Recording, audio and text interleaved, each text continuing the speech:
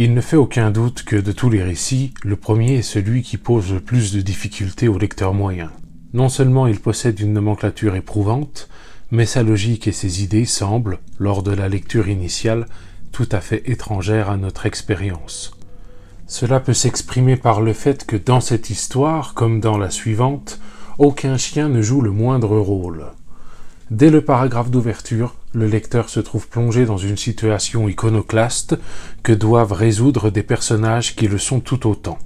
Avouons toutefois que, quand on en a fini tant bien que mal avec ce conte, les suivants paraissent, en comparaison, presque simples. Ils s'articulent autour du concept de la ville. Si on ne saisit pas tout à fait ce qu'une ville pourrait être, ou pourquoi elle devrait exister, on s'accorde sur le fait qu'il s'agissait d'une zone restreinte qui accueillait et entretenait un grand nombre de résidents. Certains des motifs de son existence figurent, en passant dans le texte, mais pour Skip, qui a consacré sa vie à l'étude de cette légende, ces explications ne sont que les improvisations astucieuses d'un conteur antique soucieux de véracité.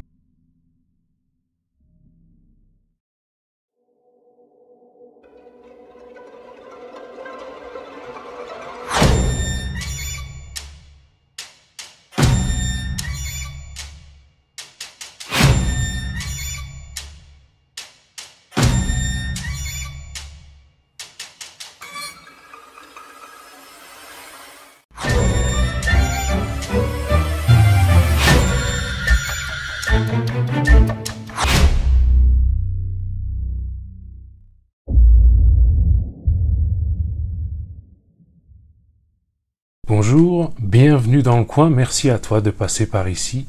Avant de commencer à proprement parler du bouquin dont il va être question aujourd'hui, petit rappel, la 3e édition du challenge lecture à vos livres La tête dans les étoiles a démarré. Je suis extrêmement surpris dans le sens positif de l'accueil que vous avez réservé à ce challenge, puisque c'est un événement annuel qui me prend énormément de temps à préparer, et auquel j'apporte un soin tout particulier. Je ne dis pas que c'est parfait, je dis simplement que ça représente beaucoup d'investissement et j'ai été pris de court cette année par tous les retours et les partages dont j'ai bénéficié, ainsi que par l'engouement général que ça a suscité. Voir quelques mois de travail à préparer son truc dans son coin récompensé tel qu'il l'a été par tous vos retours, c'est quelque chose que je souhaite à tout le monde, donc de tout cœur, merci.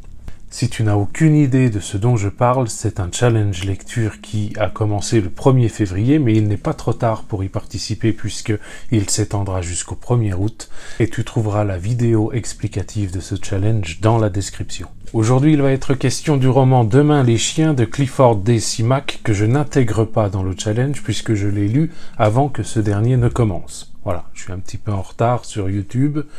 Il y a plein de raisons à ça. Demain les chiens, c'est un recueil de 8 nouvelles qui à l'origine avait été publié entre 1944 et 1952, avant que l'auteur n'en écrive une 9e en 1973, qui prend la forme d'un épilogue. En ce qui concerne les éditions françaises, la version en 8 nouvelles a été publiée en 1952 au Club français du livre, d'une traduction signée par Jean Rosenthal. En ce qui concerne la version en 9 nouvelles, c'est un petit peu le bordel, mais ce qu'il faut retenir pour faire simple, c'est qu'elle est proposée chez J'ai lu depuis 2013 avec une nouvelle traduction de l'ensemble de l'œuvre signée Pierre-Paul Durastanti. Le tout pour un total de 330 pages si on exclut la postface de Robert Silverberg qui date de 1996, qui est très facultative à lire parce que le type s'adonne dans la branlette intellectuelle sans pudeur. Hein. Ce recueil a évolué au fil des ans jusqu'à terminer dans sa forme actuelle 9 nouvelles,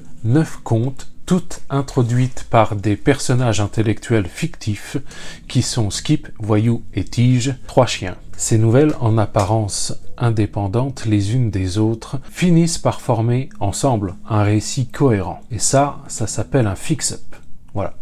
Tu pourra leur sortir lors de dîners mondains. Ce concept est ici particulièrement bien adapté puisqu'il permet de s'affranchir des frontières géographiques, voire même des frontières de l'univers, mais également des frontières temporelles. Et ici, ces frontières se sont bien cassées la gueule puisque le récit se passe sur pas moins de 12 000 ans. Clifford D. Simak est un auteur américain né en 1904 et décédé en 1988. Il est connu pour son approche humaniste de la science-fiction, souvent tournée vers la contemplation ou la philosophie. Contrairement à d'autres grands noms du genre, il préfère les histoires plutôt introspectives que les space opéras explosifs. Le type a été hyper productif tout au long de sa carrière et a reçu à plusieurs reprises le prix Hugo de la meilleure nouvelle, courte ou longue.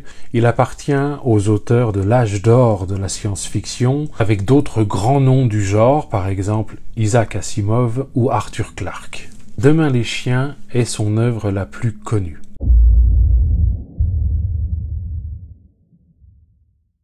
Dans un futur lointain, l'humanité a disparu. À sa place, une civilisation canine règne sur la Terre et retrace à travers des récits oraux ce que furent les hommes. Chaque nouvelle de ce recueil explore un moment clé de cette transition, questionnant la place de l'homme, son rapport à la technologie et sa capacité à exister avec d'autres formes de vie. Les chiens, doués de parole et d'intelligence, cherchent à comprendre si ces contes sont de simples légendes ou des fragments d'une réalité disparue. Au fil des histoires, on assiste à l'évolution d'une humanité qui, face à son propre progrès, choisit de se retirer du monde, laissant place à un avenir inattendu.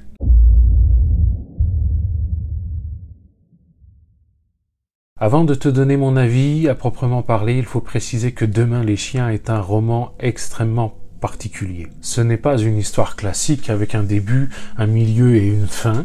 C'est une succession de récits qui, mis ensemble, forment une fresque sur la disparition de l'humanité et l'essor d'une nouvelle civilisation. Je dois partager avec toi une observation. Qui parle de Dune de Frank Herbert parle de science-fiction. Qui parle des Fleurs pour Algernon de Daniel Keyes parle de science-fiction. Et qui parle de Demain les chiens de Clifford D. Simak parle de science-fiction. Et pourtant, ces trois œuvres n'ont absolument rien à voir les unes avec les autres. C'est dire que quand on parle de science-fiction, on est extrêmement imprécis. C'est vrai que, en ce qui concerne Demain les chiens, le terme de science-fiction humaniste me semble le plus approprié. J'ai trouvé l'approche de l'auteur de placer les chiens comme les personnages principaux et cette histoire et les observateurs du monde dans lequel ils évoluent particulièrement maligne. Les chiens, dans cette histoire, ont reçu de la part de l'humanité la capacité de parler et de réfléchir. Et ces chiens se révèlent tels qu'on les connaît aujourd'hui, c'est-à-dire des êtres bons, généreux, gentils et profondément bienveillants. Je te parle pas du roquet de ta grand-mère, hein. Lui son cas est perdu, je te parle des chiens dans leur globalité. J'ai toujours cru et je continue de croire que les animaux de compagnie révèlent ce qu'il y a de mieux chez nous. Imagine un vieux con, mais vraiment, toi, le con de compète, quoi. Hein. C'est tellement con qu'au concours du plus con, il finit deuxième parce qu'il est trop con pour finir premier, ce con-là. Eh bien, si tu lui dis « Bonjour, comment allez-vous ?», tu as une chance d'avoir en retour un magnifique « Qu'est-ce que ça peut vous faire ?»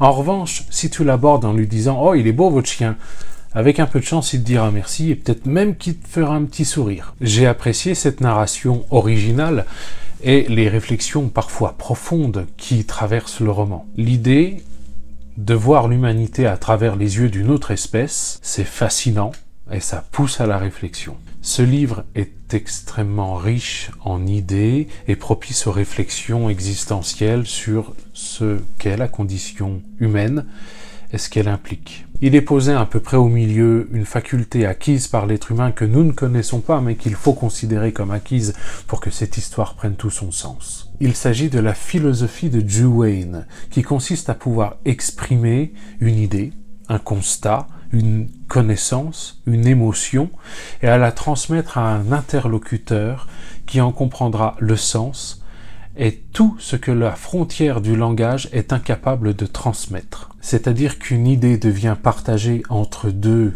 humains au point que le receveur en comprend les tenants et les aboutissants et les intègre à sa propre connaissance, sans qu'il n'y ait aucun moyen de créer un quiproquo ou un malentendu, juste une perception claire et précise de tous les aspects opposés d'un problème humain, peu importe son domaine d'application. L'humanité, dans son évolution et sa quête permanente d'un sens à son existence, va trouver le paradis. Mais pour l'intégrer, il doit renoncer de manière définitive à sa condition humaine pour entrer dans une forme d'existence sublimée à ce que notre corps, notre cerveau, notre esprit et notre planète nous permettent d'obtenir. Si un humain fait l'expérience de cette existence et revient, s'il utilise cette philosophie de Juwayne pour la transmettre à d'autres, qui à leur tour la transmettront à d'autres, cela signifie que l'évolution ultime de l'être humain est inévitablement de renoncer à sa propre existence. C'est l'une des idées offertes par ce récit qui est à la fois magnifique et triste à pleurer.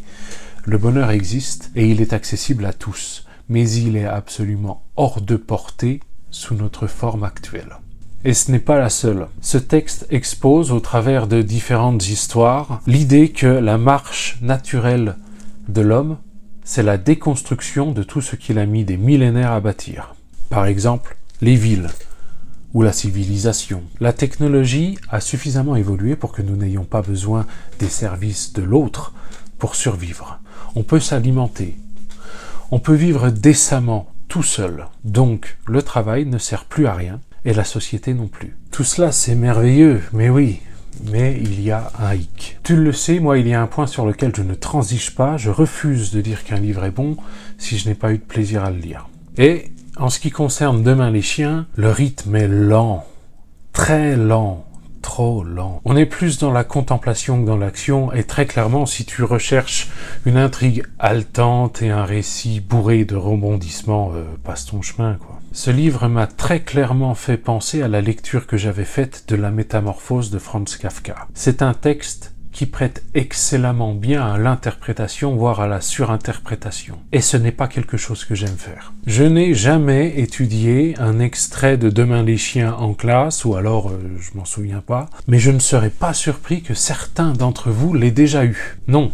Moi, j'avais eu droit à un extrait du roman L'adversaire d'Emmanuel Carrière, où le narrateur parle pendant 10 paragraphes d'une machine à trancher les tomates. Et je m'en souviens, ça m'avait marqué. Je sais que ce passage dans L'adversaire d'Emmanuel Carrière est censé faire prendre compte au lecteur que le personnage principal et narrateur de l'histoire est froid, parce qu'il est obnubilé et profondément chagriné par un bout de pelure qui rebique sur l'une des tranches de tomates. Mais c'est à confronter avec une autre réalité qui est 10 paragraphes extrêmement détaillés sur une machine à trancher les tomates, c'est chiant. Eh bien, Demain les chiens, c'est pareil. Au début, ça a titillé ma curiosité. Sauf que voilà, au bout de 200 pages, j'ai trouvé ça chiant. C'est toujours légitime intellectuellement, je ne reviens pas là-dessus.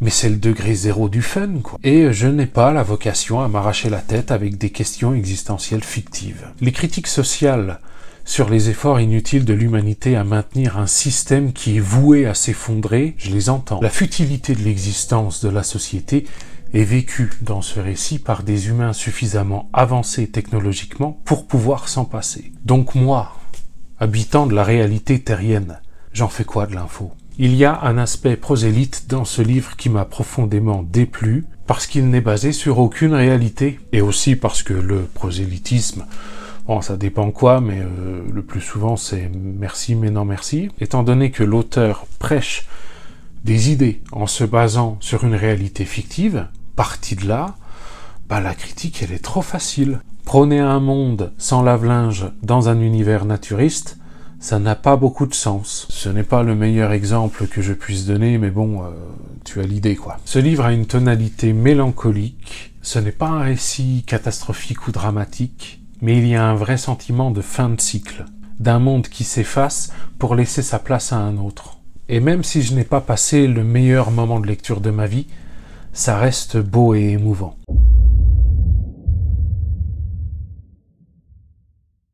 Est-ce que je te conseille Demain les chiens de Clifford Decimac ? Eh bien écoute, il me faut consulter l'oracle. Il faut que je fasse attention à pas trop les secouer ces boules parce qu'après ça fait de la mousse. La phrase à ne pas sortir du contexte, quoi. Enfin, après je ne juge pas, il y en a qui aiment, hein. Demande-moi plus tard. Bon. Nous voilà renseignés. Quelques précautions, ce n'est pas une lecture facile ou palpitante, c'est une œuvre à savourer lentement, en prenant le temps de réfléchir aux idées qu'elle soulève. Si tu aimes l'analyse et la suranalyse, alors là, tu vas pouvoir te tirer sur la tige ou te chatouiller la cramouille pendant des heures. Vas-y, fonce.